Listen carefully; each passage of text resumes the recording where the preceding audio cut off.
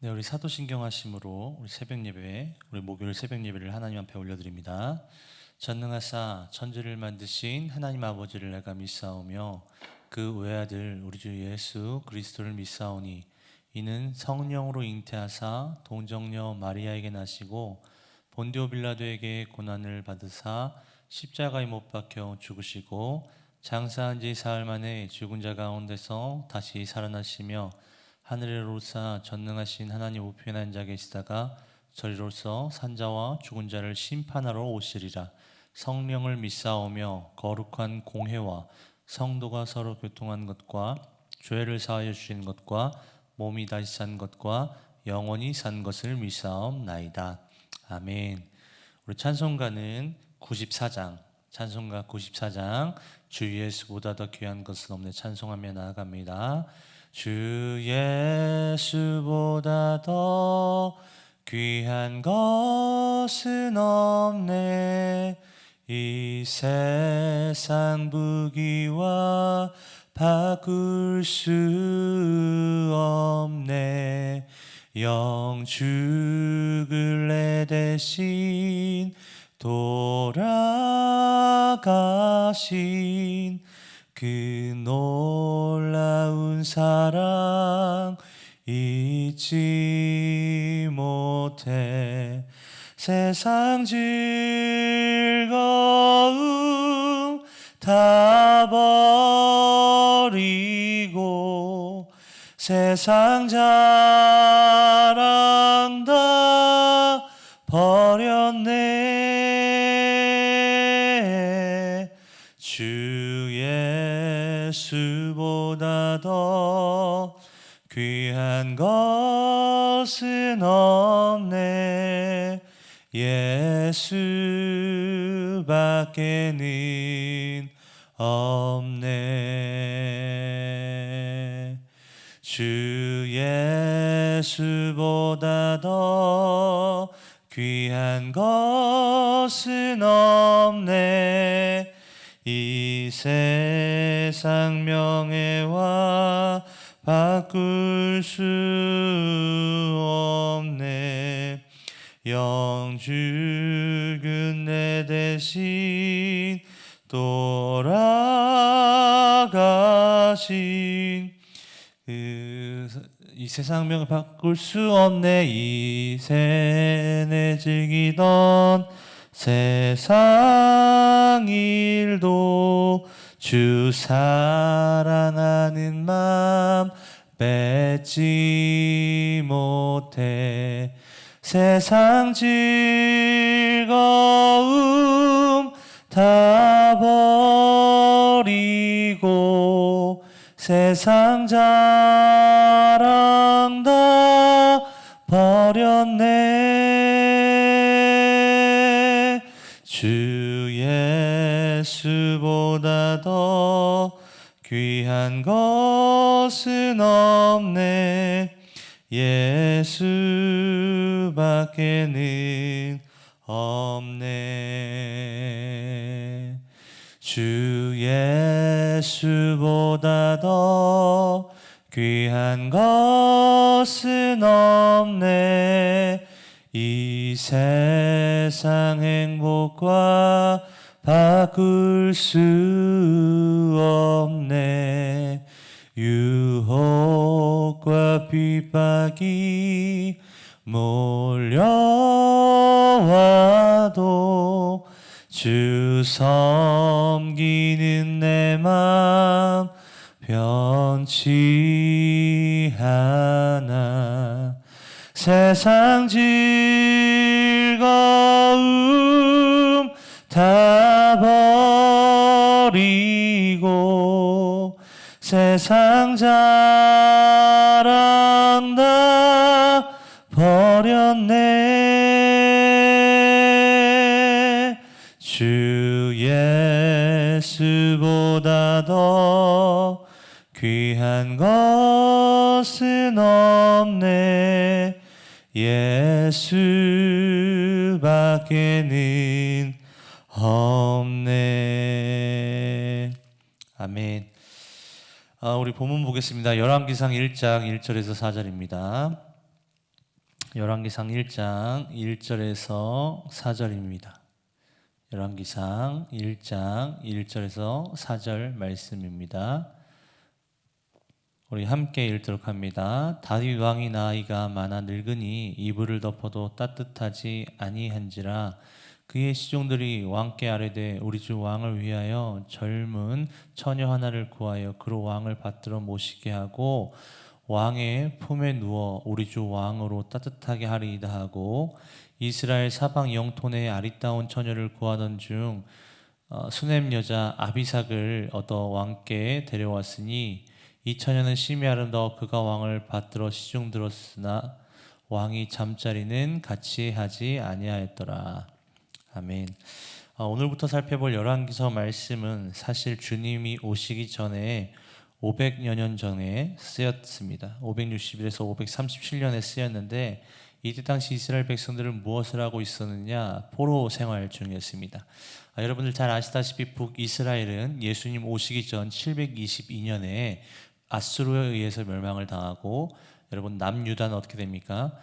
바벨론에 의해서 예수님 오시기 전에 586년에 멸망을 당하게 되죠. 그래서 결국은 이 열왕기서가 쓰였던 시기는 그 포로 생활 시기인 561에서 537년 주님 오시기 전에 이렇게 쓰였다라는 사실입니다. 그런데 열왕기서를 보면요, 대체로 이스라엘 백성들의 어떤 의문에 대해서 답을 하기 위해 쓰였는데, 이스라엘 백성들의 의문은 사실은 우리에게도 동일한 의문이 될 수 있습니다. 그것이 무엇이냐면 가령 이런 거죠. 내가 하나님께 선택받은 신민이고 선민인데 어떻게 내가 이 나라가 망해서 포로 생활을 할 수 있겠느냐라는 그 원론적인 질문이 그들에게 항상 있었습니다. 그런데 이 열왕기서를 보면 그 질문에 대해서 어떤 해답을 이야기하는지 정말 경쾌하게 알 수 있는데요. 그것이 무엇이냐면 신명기적인 사관이 있습니다. 신명기적 사관은 무엇이냐면 축복과 저주의 기준이 하나님의 말씀을 따르느냐 따르지 않냐에 따라서 축복과 저주의 기준이 나뉘어진다라는 거죠. 다시 말해서 너희들이 이렇게 포로 생활을 할 수밖에 없는 이유는 하나님의 말씀을 제대로 따르지 않았고 하나님의 말씀에 순종하지 않았기 때문에 이런 결과가 있어라고 이야기하는 것과 동시에, 그것을 통해서 이스라엘 백성들을 정죄하거나 너희는 그러니까 그럴 의문을 가질 자격이 없어, 가령 하나님 살아계신데 내가 왜 이러한 고통을 당하고 있습니까? 라고 하는 그러한 의문을 너희는 가질 자격이 없어. 그냥 찌그러져 있어. 그냥 포로 생활을 담담히 감당해. 그것이 너희의 열매야. 그것이 너희의 불순종의 결과야 라고 이야기하려고 이 책을 쓴 것이 아닙니다.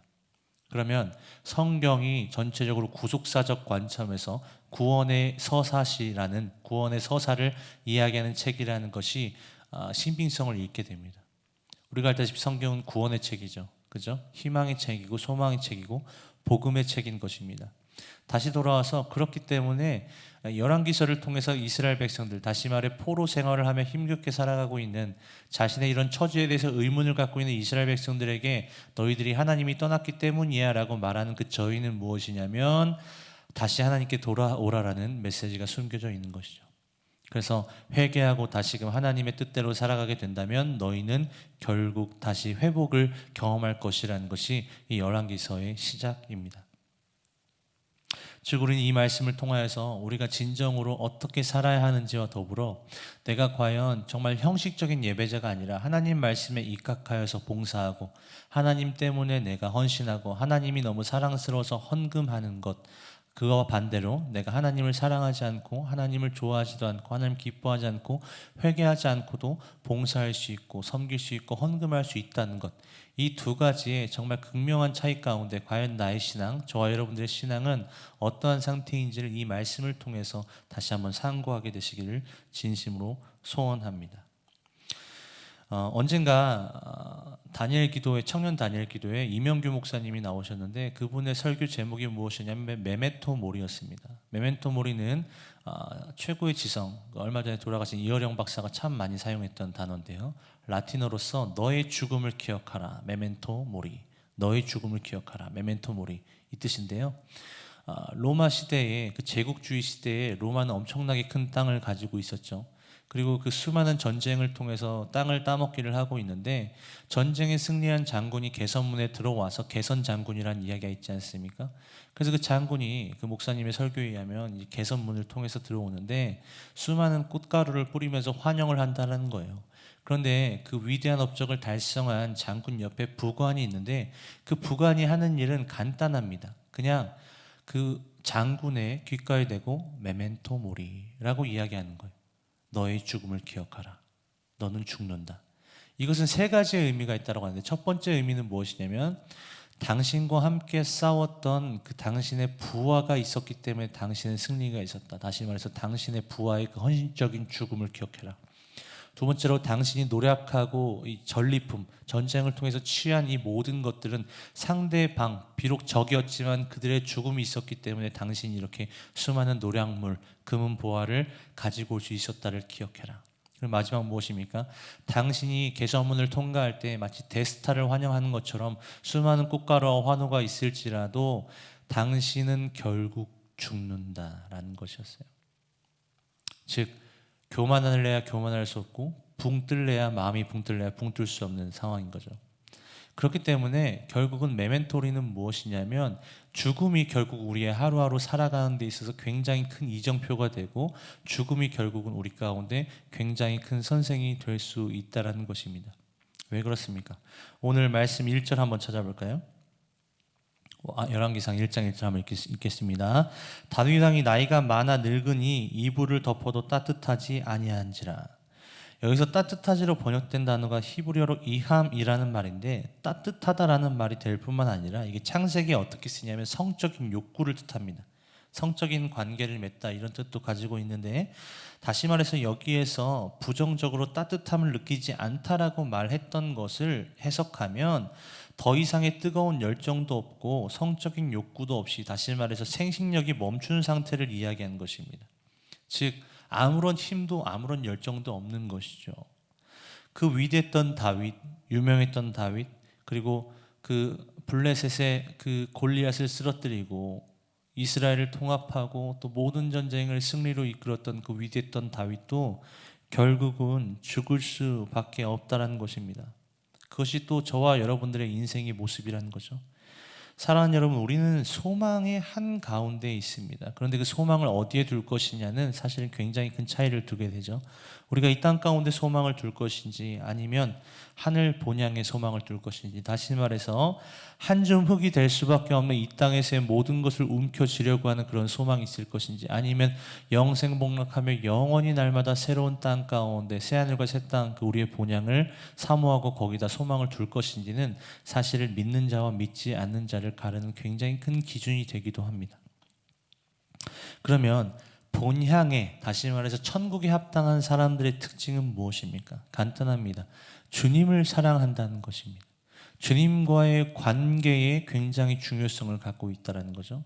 여러분, 다윗은 믿음장인 히브리서 11장에 믿음의 조상으로 인정을 받습니다. 더 나아가서 다윗은 수많은 범죄를 지었죠. 간음하고 또 남편을 살해하고 살인 교사를 하고 또 인구 조사를 해서 하나님께 얻어맞기도 하고, 그러나 그럼에도 불구하고 다윗의 결국은 무엇이었냐면 하나님과의 관계 회복이었어요. 특별히 자신이 밧세바를 범하고 나서 하나님의 심판이 있을 때 그는 하나님께 간절히 기도하죠. 무엇을 기도합니까?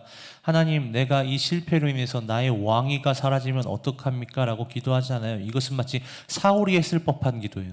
그런데 다윗이 수많은 죄를 지었음을 고백할 때 그가 간절히 시편을 통해서 고백했던 것은 무엇이냐면 구원의 기쁨을 다시 회복시켜달라는 거예요.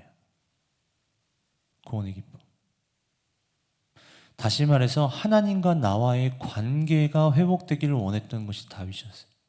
그 누구보다도 하나님을 사랑했고, 그 누구보다도 하나님을 찬양했고, 그 누구보다도 자신의 시로 하나님을 높이고 하나님과 나 사이에 개인적으로 있었던 그런 끈끈한 것들을 언어로 표현할 수 있었던 것이 다윗의 모습이었다라는 거죠. 사랑하는 성도 여러분, 저와 여러분의 모습이 이런 사랑의 모습이 되시길 진심으로 축복합니다. 그렇게 될 때, 하나님과의 관계가 중요하게 될 때 우리가 회개하는 이유와 목적도 무엇입니까? 내가 하나님의 손바닥 안에 있는 어떠한 점수, 어떠한 축복이 나의 죄로 인해서 깎이면 어떻게 하지 염려하는 것은 진정한 성도가 아닙니다. 오히려 하나님의 마음을 힘들게 해드렸다, 하나님과의 관계에 금이 갔다라는 것에 가슴치며 아파하며 애통하는 것, 다시금 하나님과의 관계 회복을 원하는 것이 진정한 성도라는 것이죠. 말씀을 정리하겠는데요, 어노인팅이라는 유명한 찬양팀의 9집 앨범에 보면 예수님만을 더욱 사랑이라는 곡이 있습니다.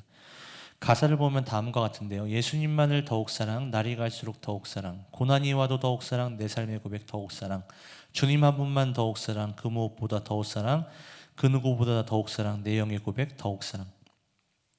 이 강명식이라는 분이 이 찬양을 부르다가 멘트를 하는데 뭐라고 하냐면, 처음부터 개인적인 이야기를 해서 죄송하지만 그분께서 2년 동안 아프셨다는 거예요.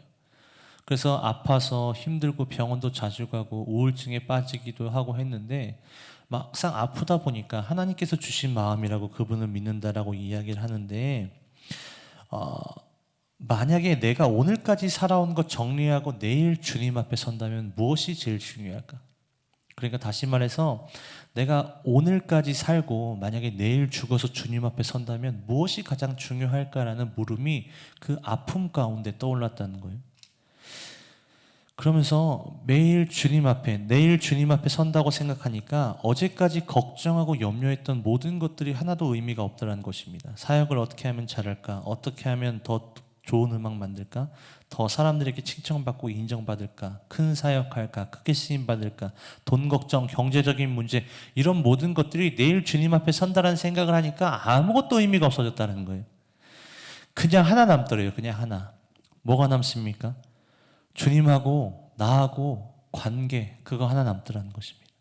그래서 내가 어떤 상황 속에서도 주님 나를 사랑하시고 내가 사랑받는 존재인데, 내가 주님을 얼마만큼 사랑했고 내가 주님을 얼마만큼 기뻐했는지 그거 하나만 남더래요.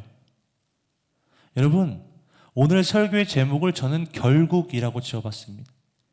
결국 우리는 죽습니다. 결국 이 땅의 모든 것들 다 내려놓고 한 줌의 흙으로 변할 수밖에 없습니다. 그런데 결국 우리는 본향에 준비된 사람이라면, 결국 우리는 천국에 합당한 사람이라면 이 땅 가운데 모든 것들이 아니라 정말 주님 앞에 서게 될 때에 단 하나 남더라는 거예요. 내가 하나님을 얼마나 많이 사랑했는가. 내 구주 예수를 더욱 사랑. 내 구주 예수를 더욱 사랑. 사랑하는 성도 여러분, 메멘토 모리, 죽음을 기억하십시오. 그리고 우리의 결국은 주님 앞에 서게 될 때 내가 하나님을 얼마나 사랑했고 그 사랑으로 기인한 헌신과 봉사가 주님께서 얼마나 기뻐하시는지 그거 하나만 남는다는 사실만 기억하십시오. 그렇게 될 때 우리는 더욱더 천국 백성에 합당한 삶으로서 매일마다 성화의 예수님 닮은 그 길을 걸어가게 될 줄로 믿습니다. 이 시간 기도하기를 소원합니다. 기도할 때 우리 첫 번째로 결국 우리는 모두 다 죽는 것을 알기 때문에 인간은 결국 죽는다는 것이 우리 가운데 진심으로 다시금 깨닫게 하시고 그것이 우리를 겸손의 길로, 하나님을 사랑하는 길로 갈 수 있도록 도와주옵소서. 무엇보다 두 번째로 다시 기도하실 때 하나님만 진정 사랑하게 하여 주옵소서. 이 기도 제목 가지고 우리 주님 한번 부르짖고 기도하며 나갑니다. 주여, 하나님, 결국 아무리 좋은 성과와 아무리 좋은 영광과 아무리 위대한 업적과 높은 자리에 있을지라도 그럼에도 불구하고 주님, 우리는 죽는 존재입니다. 결국 이 땅 가운데서는 숨질 수밖에 없고 죽을 수밖에 없음을 고백합니다. 하나님, 그렇기 때문에 하나님 앞에 설 때에 다른 어떤 것이 남는 것이 아니라 주님을 얼마만큼 사랑했는지가 남는 것처럼, 주님, 정말 우리의 삶 가운데 주님을 사랑하는 것이, 주님을 힘써 사랑하는 것이, 마음을 다해 뜻을 다해 목숨을 다해 정말 주님을 진심으로 진정으로 사랑할 수 있는 저희들 될 수 있도록 주님 붙잡아 주옵소서. 우리들의 마음을 붙들어 주셔서 하나님을 사랑하는 그 사랑과 하나님을 향한 그 갈망이 우리 삶의 중심에 가장 기쁜 곳부터 우러나와 주님을 더욱더 사랑하고 찬양하고 주님께 영광 올려드릴 수 있는 저희들 될 수 있도록 우리 하나님, 우리의 마음을 어루만지시고 부드럽게 하시고 붙들어 주시옵소서. 그로 인하여서 주님, 정말로 하나님 앞에 설 때에 잘했다, 사랑한다, 충성된 종아, 이 평가를 받는 것이 이 땅의 어떤 평가를 받는 것보다 더욱더 중요하게 하시고 압도하게 하시고, 그로 인해서 천국 소망으로 하나님을 더욱더 사랑함으로 날마다 천국의 길로 한 걸음 한 걸음 나아갈 수 있는 저와 모든 복된 성도들 될 수 있도록 우리 하나님 축복하여 주옵소서.